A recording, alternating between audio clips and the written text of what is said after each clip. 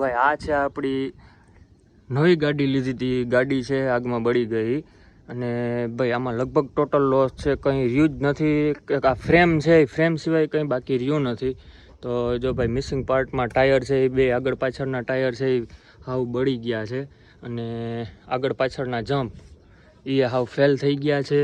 બાકી જે વાયરિંગ છે આનું સર્કિટવાળા, આમાં કેમ કે નવી ગાડીમાં સર્કિટવાળા વાયરિંગ આવી ગયા છે, તો વાયરિંગ ટોટલ લોસ હાવ બળી ગયું છે, કંઈ વધ્યું જ નથી.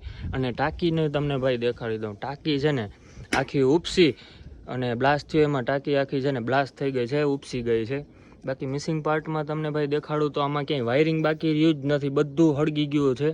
અને જો ભાઈ તમને આમાં અમુક મિસિંગ પાર્ટ એવા થઈ ગયા જે બળી ગયા છે ને, એ લગભગ અલગ અલગ ઘણા બધા એવા પાર્ટ્સ છે જે મિસિંગ થઈ ગયા છે, વધ્યા જ નથી, કે આપણા હાથમાં નથી આવ્યું. બાકી જો ભાઈ આ પાછળનો જમ્પ રહ્યું જ નથી, કાંઈ હાવ ફેલ થઈ ગયા છે. બાકી એન્જિનમાં તમને દેખાડું તો ભાઈ જો આ વાયરિંગ બધું બળી ગયું છે.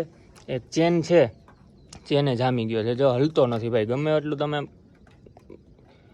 આડાવડું કંઈ એનું સર્ક્યુલેશન જ નથી. બાકી જો આ ભાઈ લોખંડ, આવું હેવી લોખંડ હોય એ જો ઓગાળી નાખ્યું હોય તો ભાઈ તમે વિચારો કે ગાડીનું આમાં હાલત શું થાય. ને જો આ છે ને આપણી નજરની સામે. બાકી મિસિંગ પાર્ટ તો આમાં ઘણા બધા છે કે જે કંઈ વધ્યું જ નથી એમાં.